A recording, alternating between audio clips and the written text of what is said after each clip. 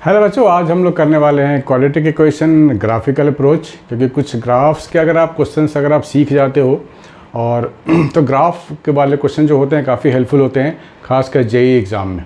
तो आइए बच्चों, ध्यान से देखना है कि अगर हमारे पास कोई जनरल क्वाड्रेटिक इक्वेशन अगर है, सपोज़ मेरे पास एक क्वाड्रेटिक इक्वेशन है ax² plus bx plus c is equal to 0। This is a general quadratic equation, ठीक है। तो इसे हम लोग अगर ग्राफिकल अप्रोच के जरिए समझेंगे तो क्वेश्चंस काफ़ी आसानी से सॉल्व कर पाओगे जेईई मेंस के और एडवांस के। तो यहाँ स्टार्ट करने के पहले कुछ बेसिक मैं पैराबोलिक ग्राफ आपको समझाना चाहता हूँ। अगर वो आप समझ गए तो इससे रिलेटेड सारे ग्राफ आप क्लियर है। फॉर एग्जाम्पल अगर मैं बोलूँ कि अगर मेरे को ग्राफ ड्रॉ करना होगा y² is equal to 4ax का, ठीक है। अगर आपको ग्राफ ड्रॉ करनी पड़े y² is equal to 4ax का ग्राफ कैसा होगा, तो सबसे पहली बात आपको ध्यान में ये रखनी है कि कोई भी क्वाड्रेटिक फंक्शन हो उसका जो ग्राफ बनता है ना वो छाते की तरह होता है। उसके मैथमेटिक्स में पैराबोला बोलते हैं, है ना। छाता को अगर ओपन कर दूं ऊपर की तरफ या साइड की तरफ या नीचे की तरफ तो क्वाड्रेटिक इक्वेशन को ही रिप्रेजेंट करता है बेसिकली। अगर मैं बोलूं कि y² is equal to 4ax है हमारे पास, तो यहाँ पर आपको ध्यान देनी है, ये पॉजिटिव 4ax की बात हो रही है। y² is equal to positive 4ax। तो ये जो ग्राफ बनता है, यानी जो छाता खुलता है, अम्ब्रेला खुलता है, वो ऐसा खुलता है पॉजिटिव x एक्सिस की तरफ। अगर यहीं पे मैं बोलूँ कि y² is equal to -4ax है अगर आपके पास, तो ये इसका जो छाता का जो मुंह खुलेगा वो -x एक्सिस की ओर खुलेगा, यानी कि जो पैराबोला होगा वो कुछ ऐसा होगा, है ना। y² is equal to -4ax कुछ ऐसा होगा, दिस वे, ठीक है बच्चों। आपको दिख रहा है ना, क्लैरिटी तो होनी चाहिए। यस, ये होता है। अगर मैं बोलूँ कि x² is equal to 4ay है, इसे भी आप ड्रॉ कीजिए, तो I am talking about positive 4ay। तो ये पॉजिटिव y की तरफ ये पैराबोला ओपन अप होगा, दिस वन, लाइक दिस। और ये सारे ओरिजिन से पास कर रहे हैं, क्योंकि आप x 0 डालोगे तो y भी 0 मिलेगा, y 0 डालो तो x 0 मिल रहा है, ओरिजिन से ही पास करेगा। और अगर मैं बोलूँ कि x² is equal to -4ay आपको ड्रॉ करनी है, तो आप क्या करोगे, आप नेगेटिव y की तरफ ड्रॉ करोगे and this is the parabola. Negative y की तरफ ड्रॉ करोगे, दिस इज द -4ay, तो पैराबोला इज ओपनिंग डाउनवर्ड, ठीक है। ये बेसिक्स से ग्राफ होते हैं। तो जो भी पैराबोलिक, जो भी क्वाड्रेटिक इक्वेशन होगा उसका ग्राफ कुछ ऐसा ही होगा। मैं ये नहीं कहता कि 100% ऐसा होगा, बट हाँ, आपको ग्राफ ऐसा ही कुछ मिलने वाला है। तो वापस आप इससे आ जाइए ax² plus bx plus c पे। चलो वापस आ जाते हैं। तो मैंने एक फंक्शन की बात कर रहा हूँ, quadratic function ax² plus bx plus c, मैं इसकी बात कर रहा हूँ। आपने 10th क्लास में शायद सीखा होगा how to make perfect square. अगर नहीं सीखा है तो यहाँ सीख लो, बड़े काम की चीज़ है और है भी आसान। तो मैं यहाँ पे लिख रहा हूँ fx इज इक्वल टू, जब भी आपको क्वाड्रेटिक बनानी होगी कांस्टेंट को अलग रखना, ax² प्लस bx को आप अलग रखना। This is ax² plus bx plus c। तो आप क्या करोगे, a को आप अलग रखना, आपको मिल जाएगा x² plus b/a into x plus c, ये मिलेगा आपको। यहाँ पर ध्यान रखने वाली बात यह है कि x² को आप x लिखना, x² को आप x लिखना, प्लस को आप प्लस लिखना।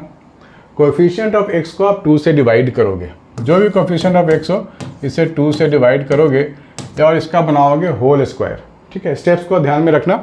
सबसे पहले बात, कोएफिशिएंट ऑफ x² को 1 होनी चाहिए, मतलब इसके साथ जो भी नंबर है उसको बाहर निकाल लो और इस तरह से आप लिख लो। x² है तो आप x लिखोगे, है ना, x² को आप x लिखोगे, प्लस को प्लस लिखोगे, माइनस भी हो सकता था तो आप माइनस ही लिखोगे और कोएफिशिएंट ऑफ x को डिवाइड बाय 2 करोगे। इतना करने के बाद आपको यहाँ माइनस लगाना है और ये जो नंबर बना इसका स्क्वायर करके इधर लिखना है आपको। तो ये हो जाएगा b² बाई 4a², ठीक है ना। b² बाई 4a² बनता है आपका इधर, दिस वन।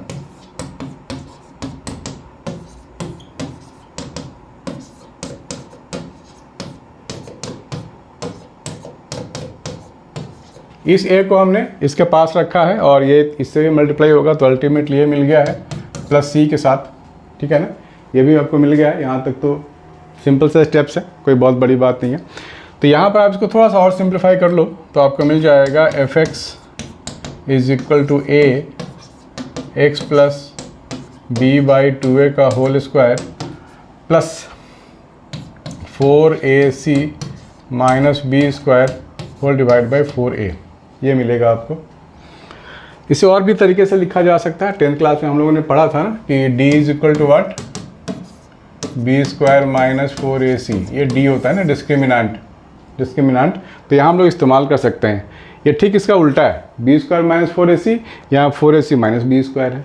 इसका मतलब अगर मैं माइनस डी लिखूँ तो मैं लिख सकता हूँ 4ac minus b square, right. तो 4ac माइनस बी स्क्वायर की जगह मैं यहाँ पे माइनस डी लिख सकता हूँ, ठीक है ना। चलो ठीक है, लिख देते हैं। चलो तो यहाँ पर हो गया minus D.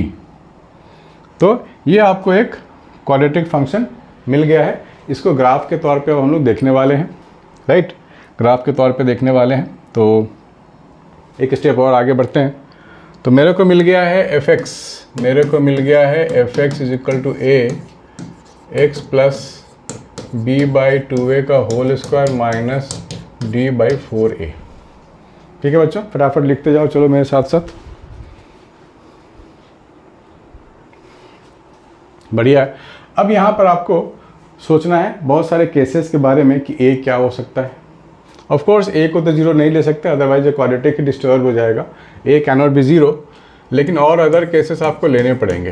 Case 1, if a is greater than 0, अगर a 0 से बड़ा हो जाए, है ना, इसका आपको ध्यान रखना है। कोफिशिएंट ऑफ एक्स स्क्वायर अगर पॉजिटिव है तो आपको क्या ध्यान रखना है, जो ग्राफ होगा यानी कि जो पैराबोला होगा वो ओपन अप होगा ऑलवेज। आप चेक कर सकते हो किसी इक्वेशन के साथ। और अगर a लेस देन 0 है तो ग्राफ हमेशा नीचे खुलेगा।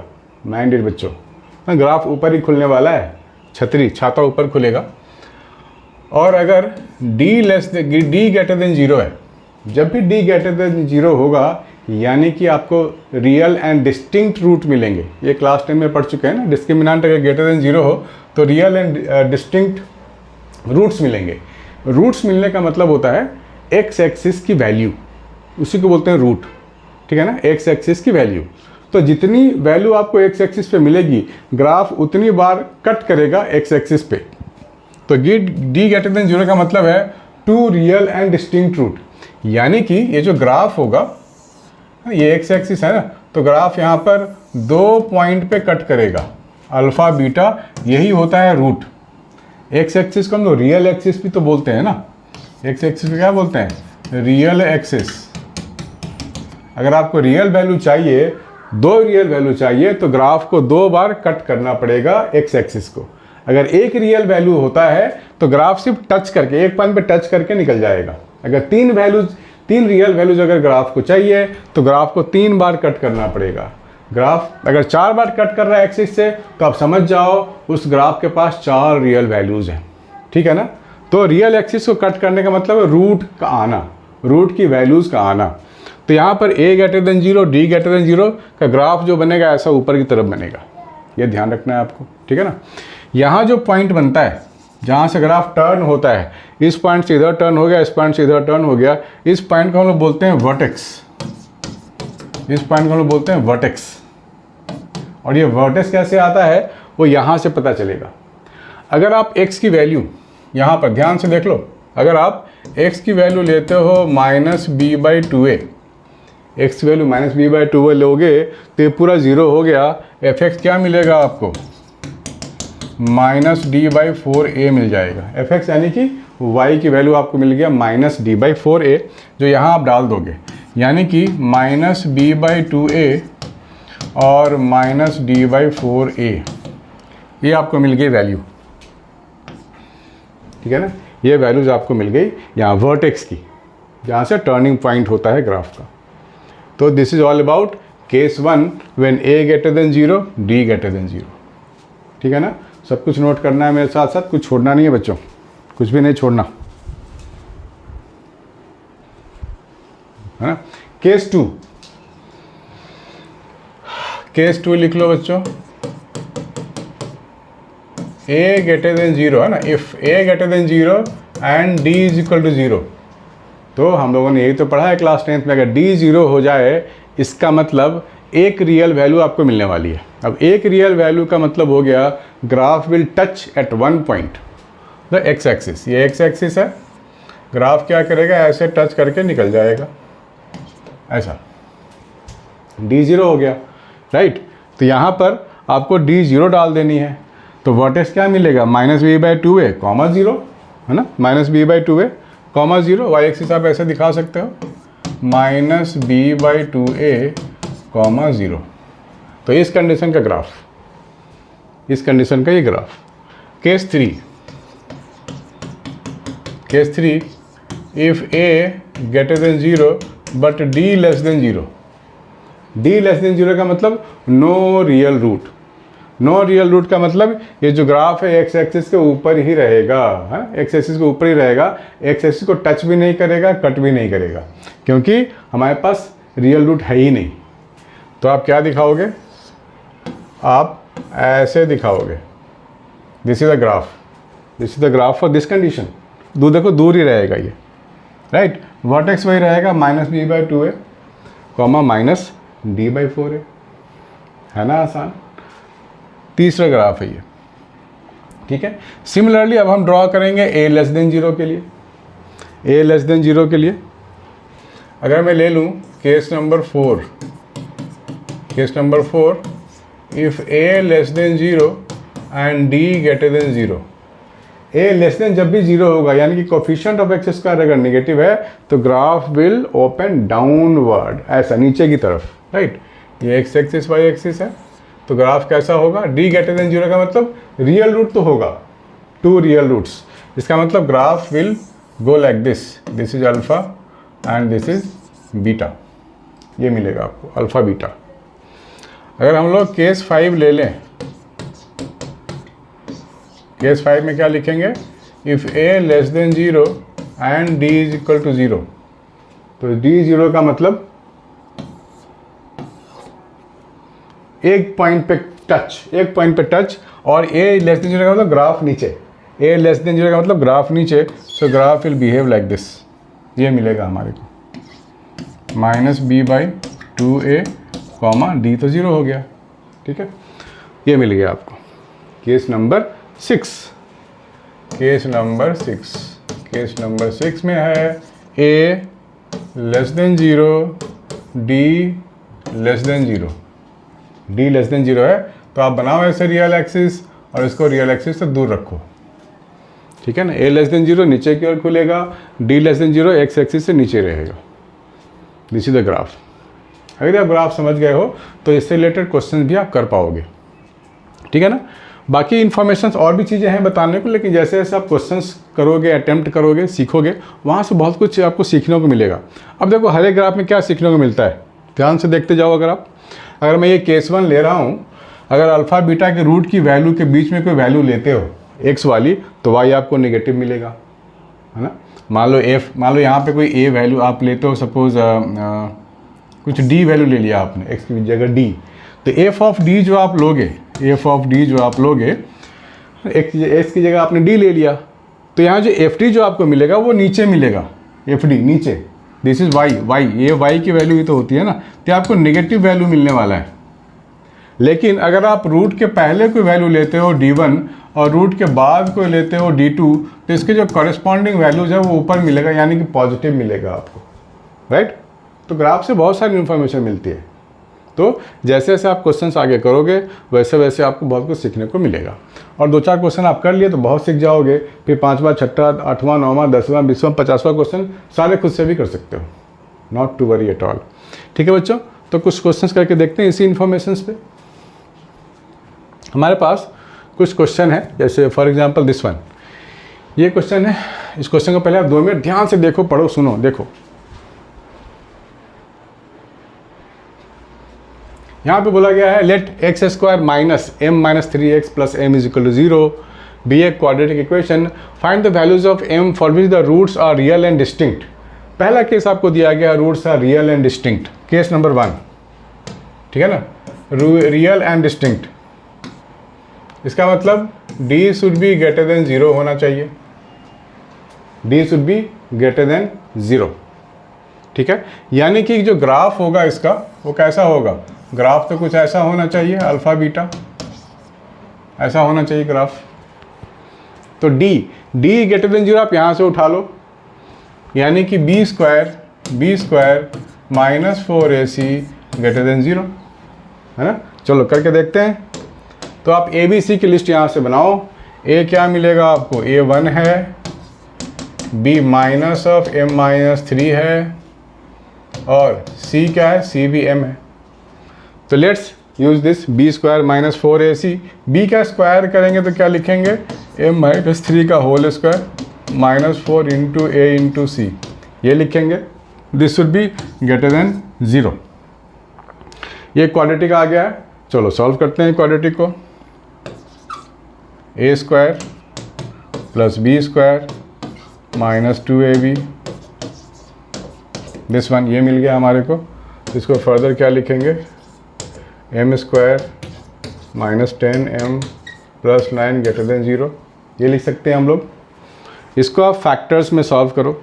अब देखो आपको इनइक्वालिटी सॉल्व करने भी आप सीख जाओगे। आप पहले से नहीं सीखा है तो कोई बात नहीं, हालांकि मैथमेटिक्स में इनइक्वालिटी अलग से एक चैप्टर है, लेकिन आप इसी में सीख जाओगे, उसको अलग से पढ़ने की जरूरत आपको नहीं पड़ेगी।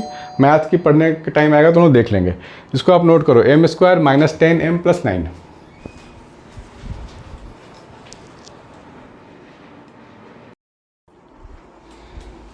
हाँ, यहाँ पर हम लोग अब इनइक्वालिटी सीखेंगे कि इस तरह की चीज़ों को सॉल्व कैसे किया जाता है। 10th तक हालांकि ऐसा कुछ भी नहीं था इस तरह की चीज़ों को सॉल्व करने का तरीका, लेकिन 11th में इनइक्वालिटी मैथमेटिक्स में चैप्टर है।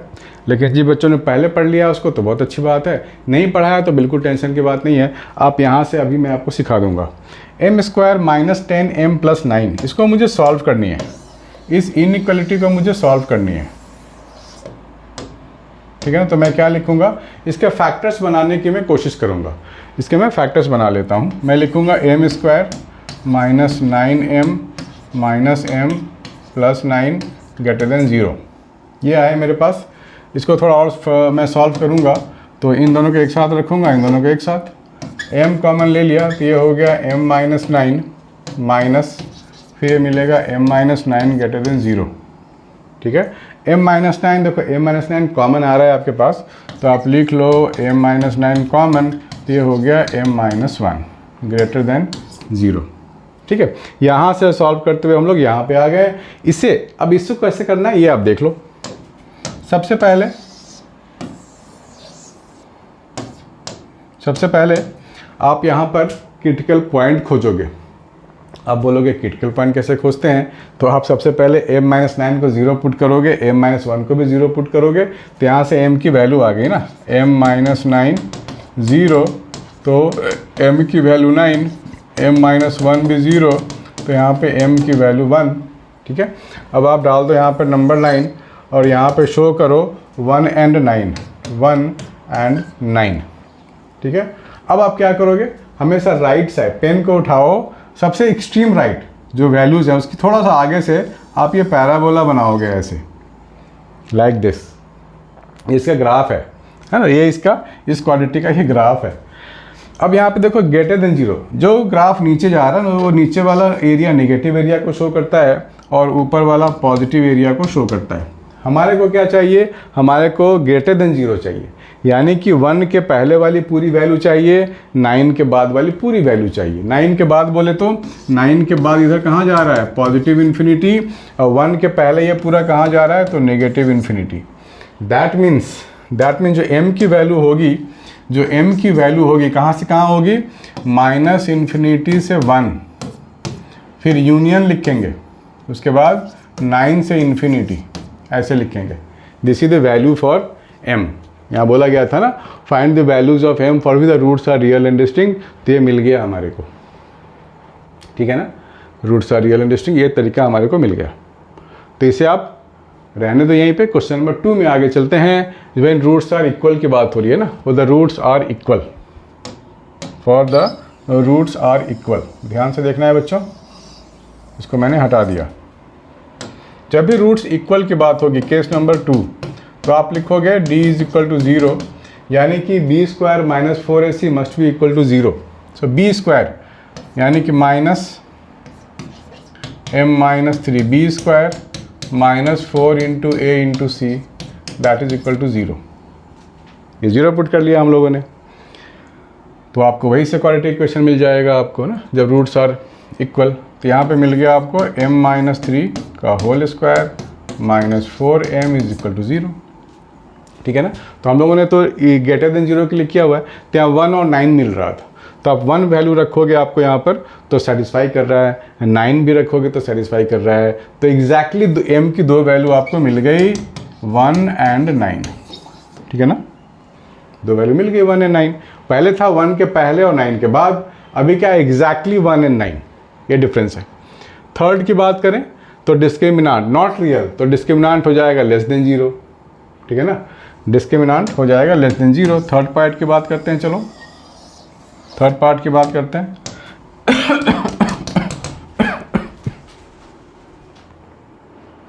ठीक है, थर्ड पार्ट की बात करें तो यहां बोला गया है नॉट रियल, तो d should be less than 0, that means b square minus 4ac less than 0। ठीक है, तो इनइक्वालिटी जो हमने पहले लिखा था ग्रेटर देन 0, उसी के पास वापस चले जाओ तो आपको मिलेगा m minus 1 m minus 9 less than 0।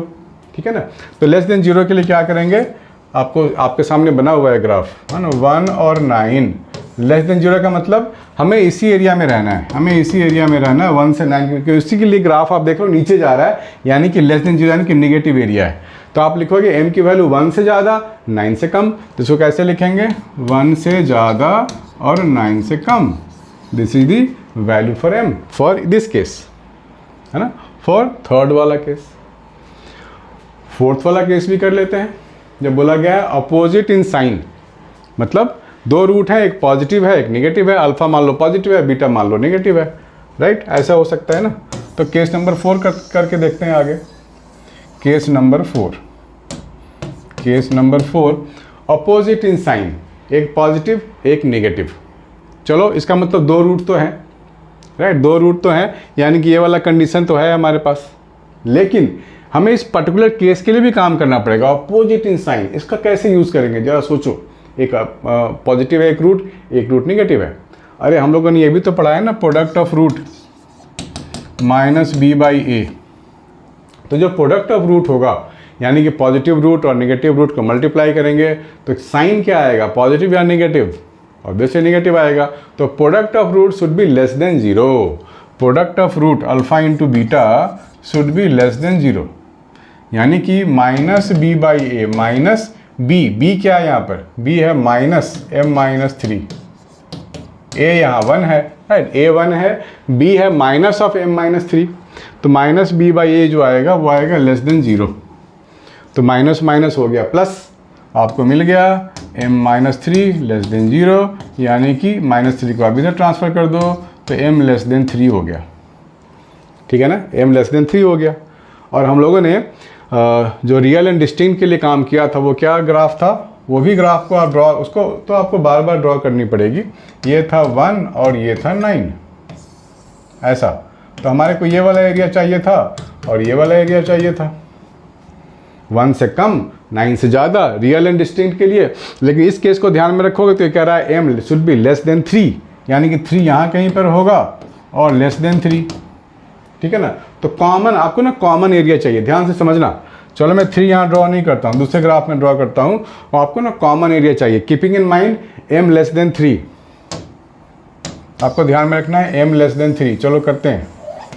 तो आप क्या करोगे, एक नया ग्राफ ड्रॉ करोगे, एक नया ग्राफ ड्रॉ करो और वहाँ पे दिखाओ 1 2 3, यहाँ पे 3 कहीं पर होगा, लेस देन 3 का मतलब ये वाला पूरा, कहाँ तक, माइनस से इन्फिनिटी तक।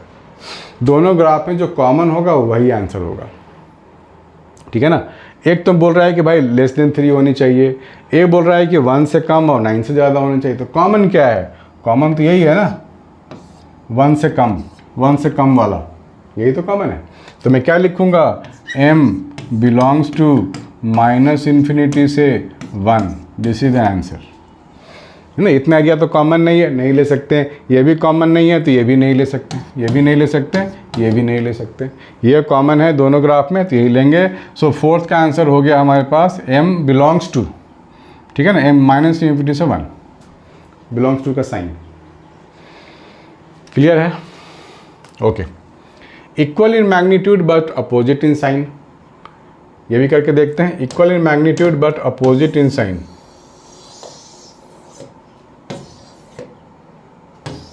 ठीक है, बढ़िया है ना। चलो ठीक है, हो गया है। मैं इसको नहीं हटा रहा हूँ क्योंकि यहाँ भी हमारे को d ग्रेटर देन 0 है। क्यों? क्योंकि 2 रूट तो है, 1 रूट कैसा है positive, 1 root negative. Equal in magnitude but opposite in sign, मतलब इसका एग्जैक्ट मतलब क्या हुआ कि अगर एक रूट -2 है तो दूसरा 2 हो जाएगा। इसका मतलब ये हुआ, मतलब एक रूट अगर पॉजिटिव 5 है तो दूसरा -5 हो जाएगा। ये मतलब तो 2 रूट तो हैं और दोनों रियल है, तो उसके लिए ये कंडीशन तो मेरे को चाहिए। तो इस तरह की कंडीशन के लिए कैसे निपटेंगे? इस तरह कंडीशन के लिए, इस तरह कंडीशन में आपको देखना है कि सम ऑफ रूट आपको हमेशा 0 मिलेगा। तो सम ऑफ रूट 0 कर दें, alpha plus beta minus B by a, sum of root हो गया 0 माइनस ऑफ m माइनस 3। तो यहाँ से आपको मिल गया m minus 3 is equal to 0, तो यहाँ से मिल गया m इज इक्वल टू 3। यहाँ से चाहिए m इज इक्वल टू 3। अब m इज इक्वल टू 3 कहाँ लाई करेगा? 1 2 3 यहाँ लाई करेगा 3। तो यहाँ पे कुछ कॉमन तो है नहीं, यहाँ वाली चीज़ें कॉमन ही नहीं है। तो कॉमन वाली चीज़ें आंसर होती हैं, अगर कॉमन नहीं है तो आंसर नहीं होगा। We cannot take that value. हम यहाँ पे ये नहीं बोल सकते कि m equal to 3 the answer, because d greater than 0 हमारे कुछ और बता रहा है। ठीक है, तो हम लोग इसके लिए बोलेंगे 5 के लिए there is no any m value of m for which this condition happens. ठीक है, कोई सॉल्यूशन नहीं निकला, कोई सॉल्यूशन नहीं निकला। बाकी ये दोनों जो पोर्शन है 6 और 7, ये आप मुझे आंसर में लिख के बताओगे, व्हाट्सएप करोगे कि सर मैंने ये सॉल्व किया है। मैं अपना व्हाट्सएप नंबर डालूंगा, आप मुझे बताना इसको आपने कैसे सॉल्व किया। ठीक है बच्चों, तो आज के इतना ही है। बाकी नेक्स्ट वीडियो में मिलेंगे तो क्वेश्चंस को और लेवल को रेज करेंगे, IITJEE mains and advance mode quality के क्वेश्चंस। बाय बच्चों, टेक केयर।